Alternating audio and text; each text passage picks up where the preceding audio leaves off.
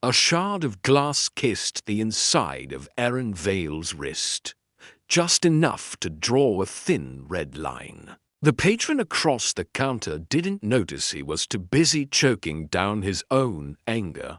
"Tell me again," the pelicanid said, clicking his beak like a faulty relay. "Why this is called a sundawn?" Aaron kept her smile small and stupid. The way she'd practiced in mirrors and maintenance hatches for nearly 2 weeks. "Because it looks like a sunrise," she said, nudging the sweating tumbler forward with a bartender's flourish that was meant to look accidental. "It looks like coolant." The bird-like alien's throat pouch flared iridescently, offended on principle. "It tastes like coolant. That's the house tradition," Aaron replied. "We refine it through a heritage filter."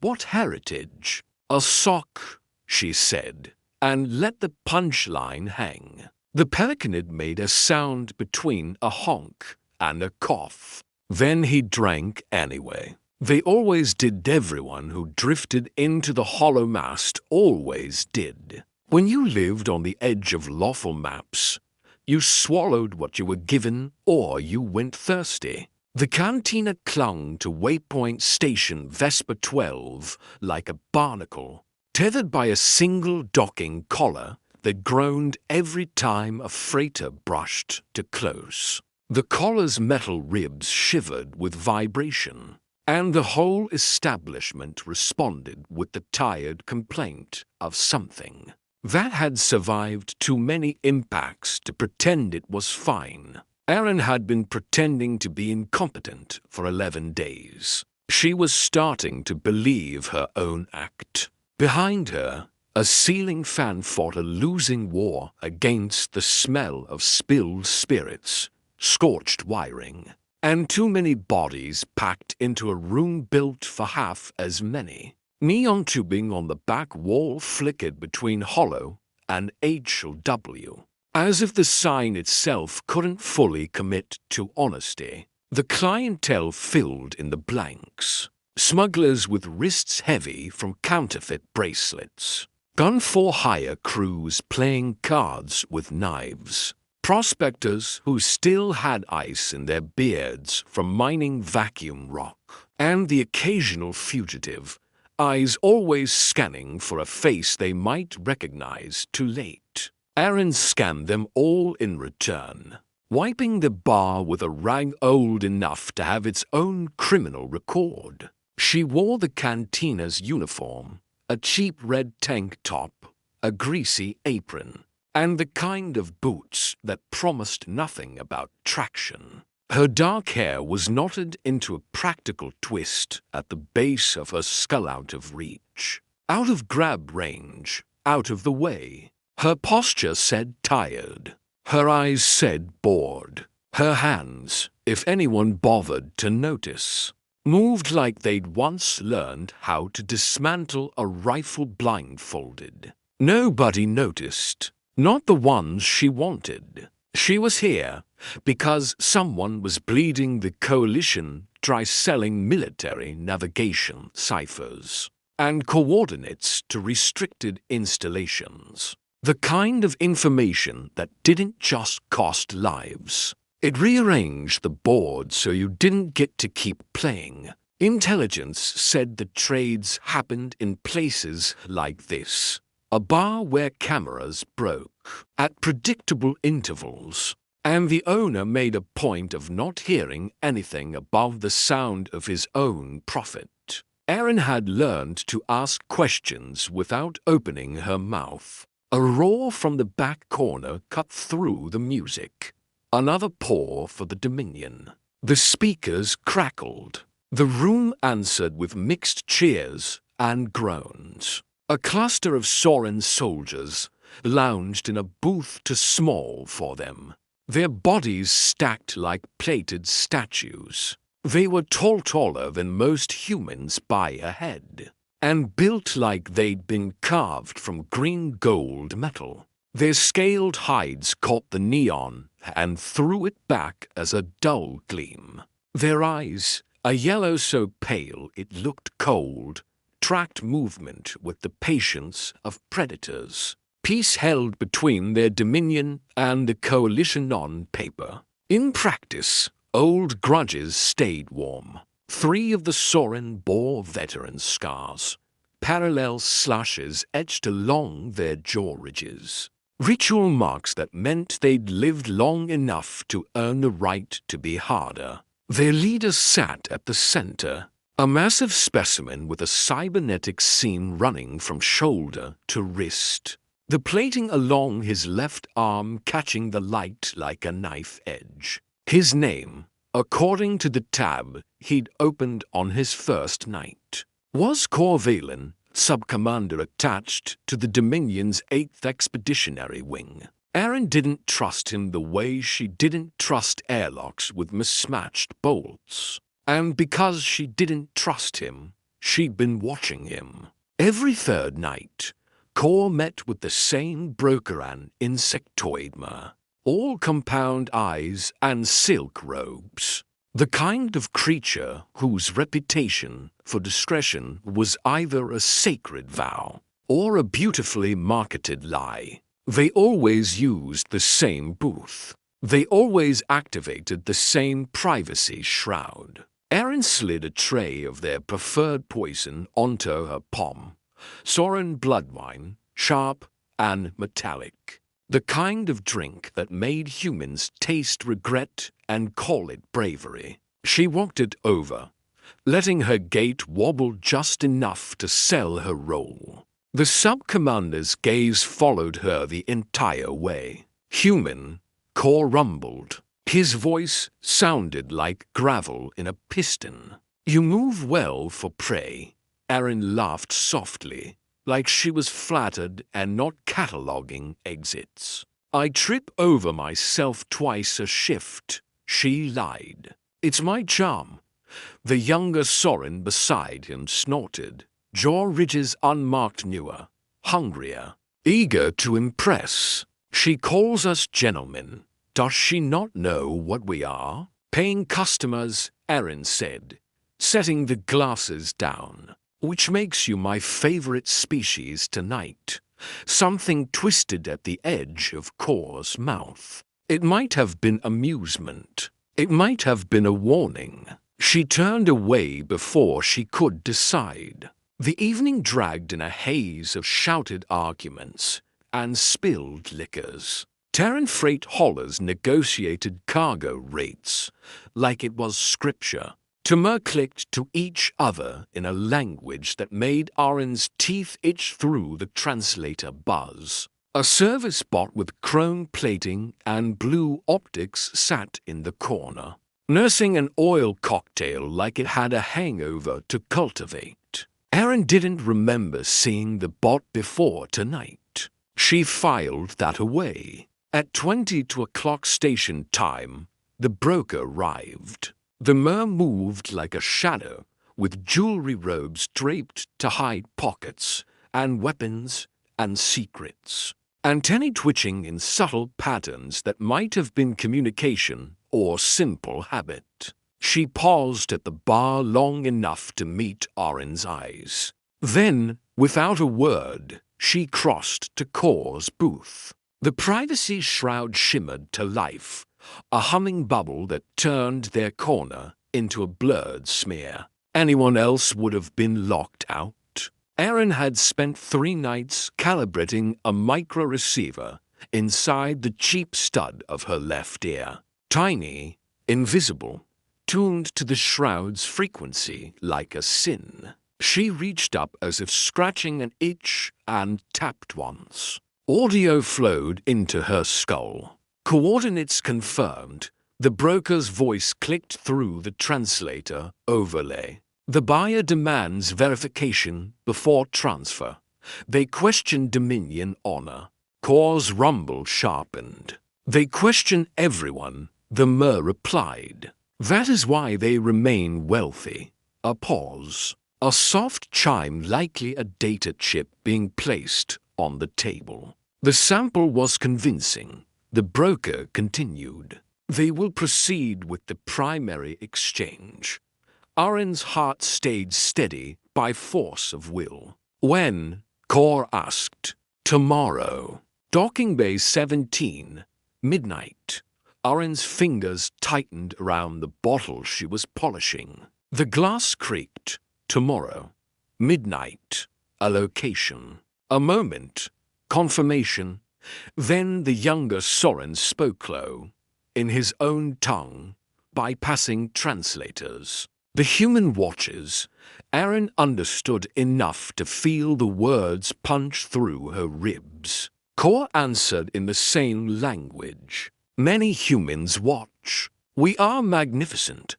This one watches differently, the younger one insisted. Her eyes moved like a hunter's. A cold thread slid down Aren's spine. Across the room, Kor's gaze lifted. Found her. Pinned her. For a long breath, neither moved. Then Kor smiled, exposing serrated teeth. He spoke loudly and standard, letting the room hear.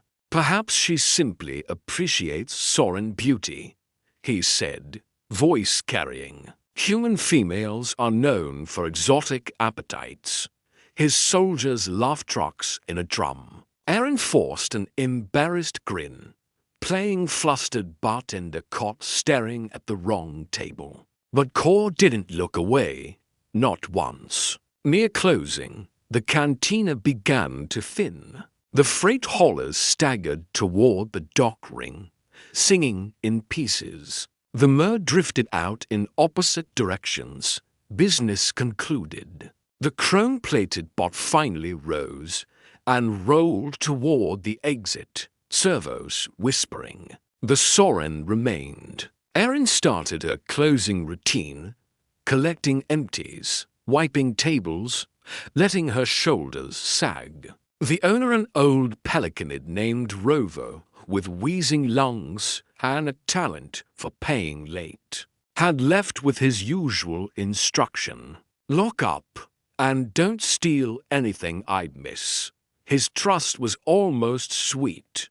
Almost. Aren was clearing a table near the entrance when a shadow fell over her. Kor Valen stood beside her. For something so large, he moved with unsettling silence. The hollow mast closes, he rumbled. In 10 minutes, Aren said, keeping her tone light. Can I get you anything else before?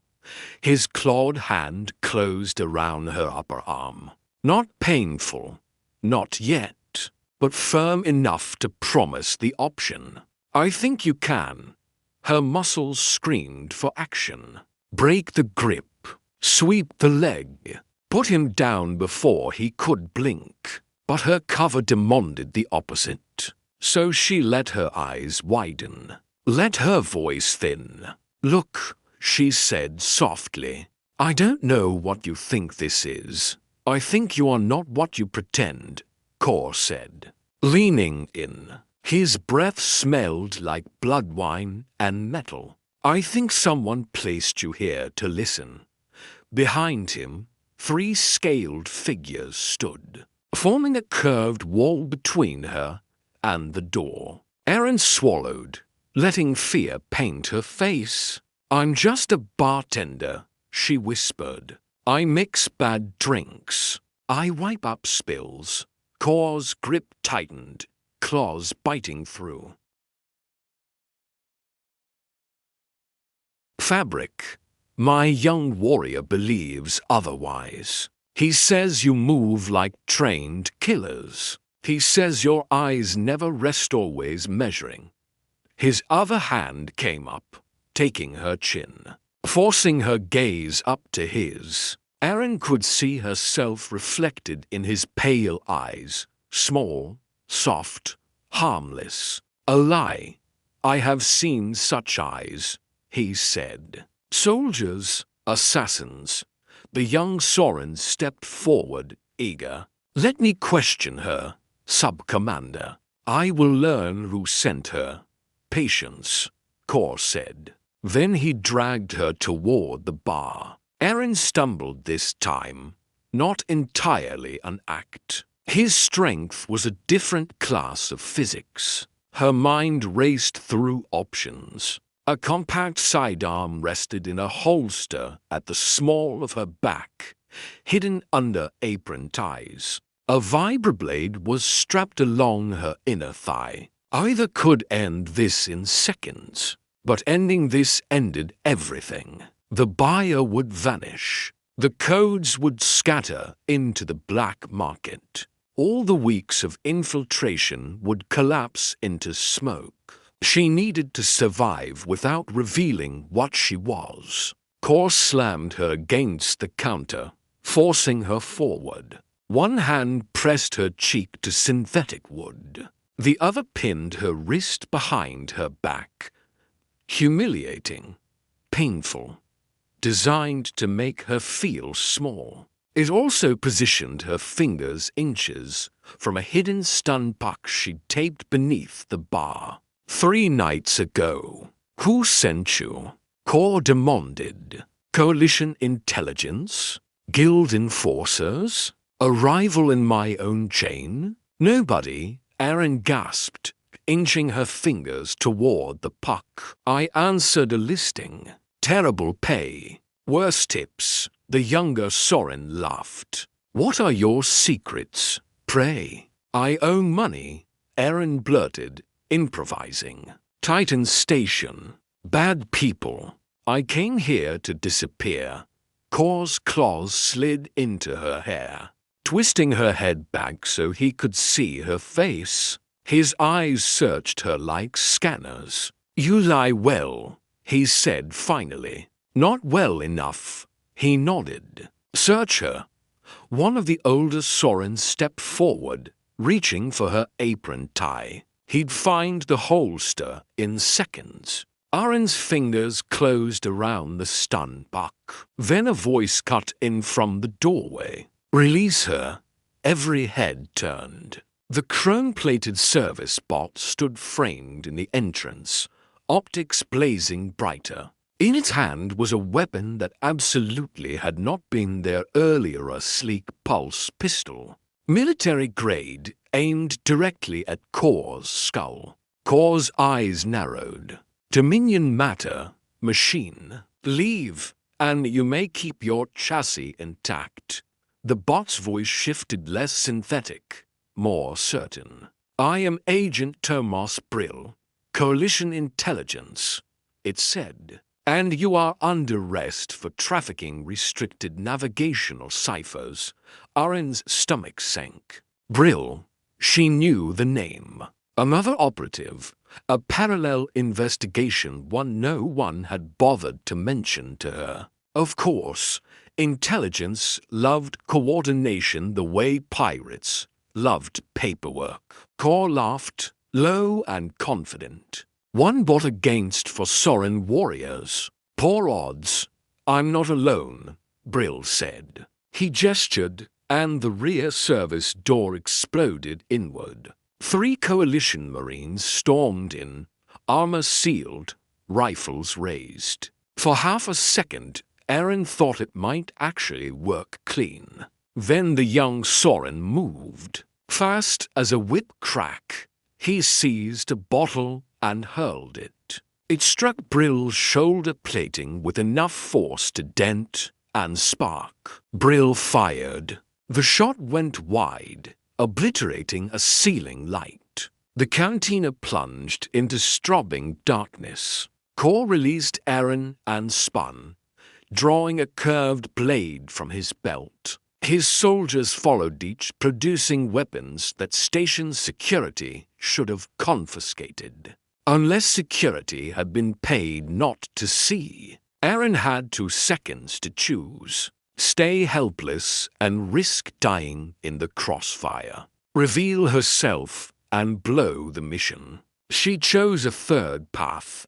End the immediate threat without giving the room time to think. She drove the stun puck into Core's lower spine. The massive Soren convulsed, muscles locking. His blade clattered across the floor. Erin vaulted the bar in one fluid motion, no more bumbling now. Her sidearm cleared leather, and she put a stun bolt into the nearest soldier's throat, where the scales thinned. The young Soren turned toward her, shock and fury wrestling on his face. Aaron slipped inside his reach, drove two fingers into the nerve cluster beneath his jaw ridge, and dropped him like a puppet with cut strings. The fourth Soren hesitated, staring at his fallen pack, at Aaron's weapon, at the Marine's leveling rifles. He raised his hands slowly.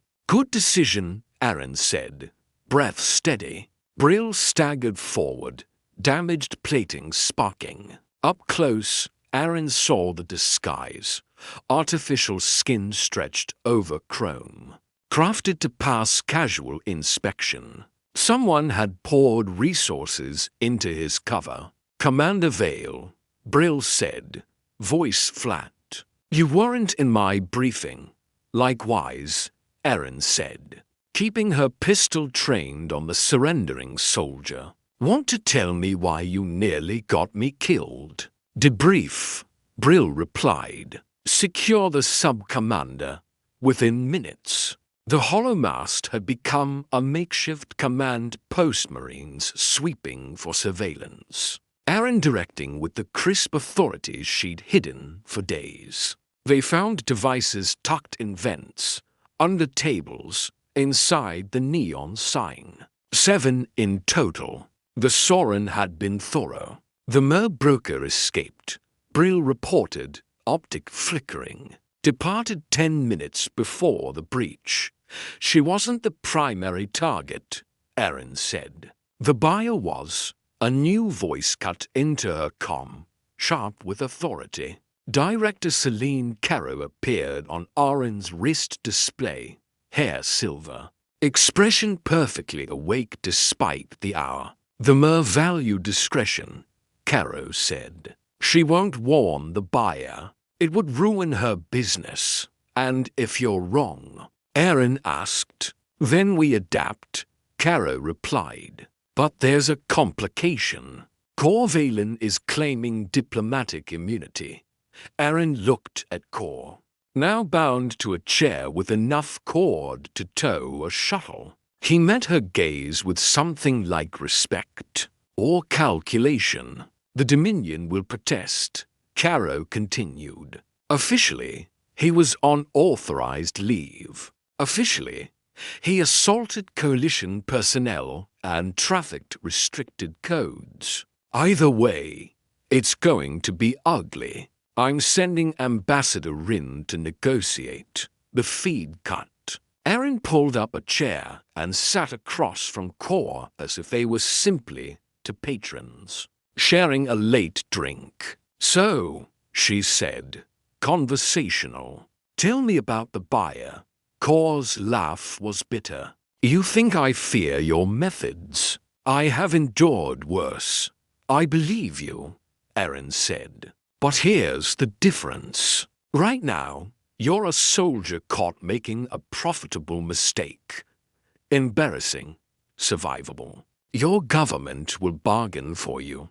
She leaned forward slightly. "But if those codes reach someone who uses them to massacre people who don't even know your name, then you aren't a foolish soldier. You're a war criminal. Immunity doesn't cover that." Cor's scales rippled an involuntary tell she'd learned to read. "The codes were already compromised," he said at last, voice lower. "We were merely facilitating."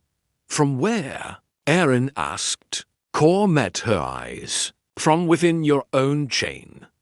Ice formed in her stomach. "Names," she said. He hesitated, then smiled slowly. "What do I receive?" Aaron's voice stayed even.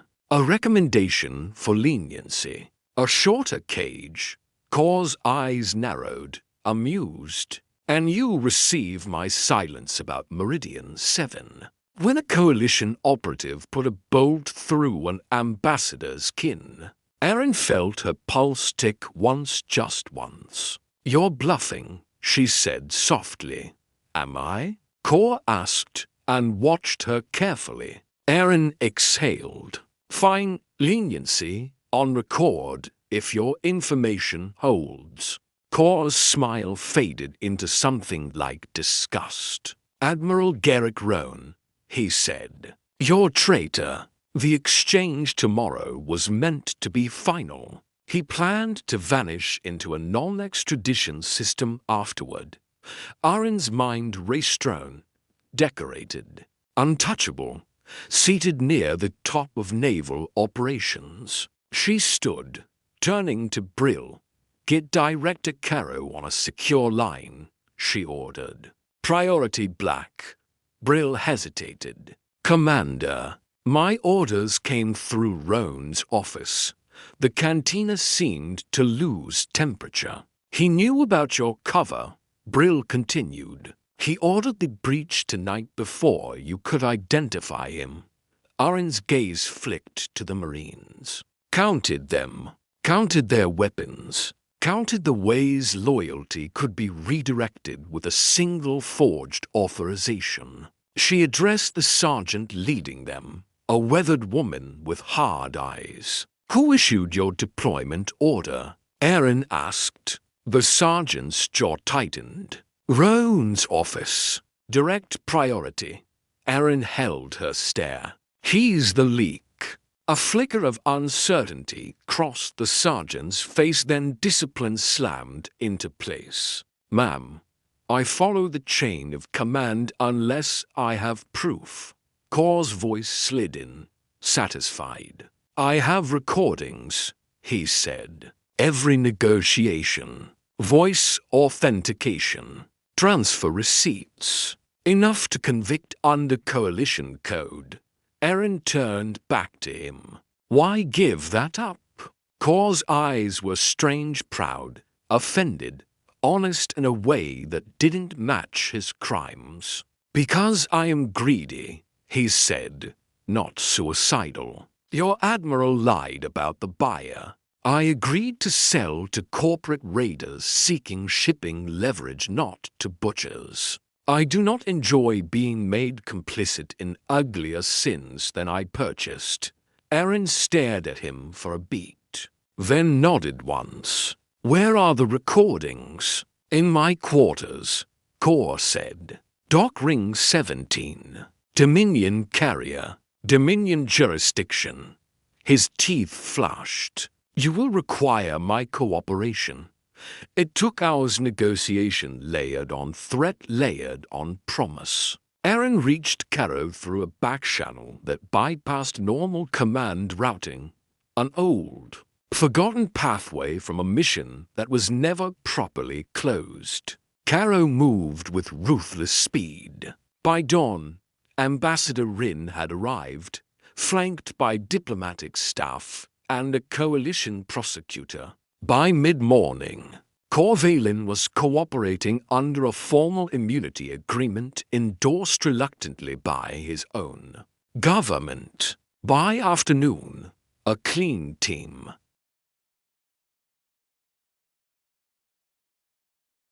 Retrieved the encrypted recordings from his quarters. The files were lethal. They proved Admiral Garrick Roan had been selling restricted navigation ciphers for nearly 2 years. His arrest happened quietly aboard a cruiser beyond media range. Roan went without resistance, as if he'd been waiting for the knock. Later, on Vesper 12's observation deck, Aaron stood beside Brill and watched ships thread through the docking rings, like bright insects through a metal hive. You were right about the buyer, Brill said. His plating had been repaired, his artificial skin replaced. The Corvan Combine. They wanted routes to raid convoys. Roan promised military targets, but he fed them commercial corridors, instead planned to take the full payment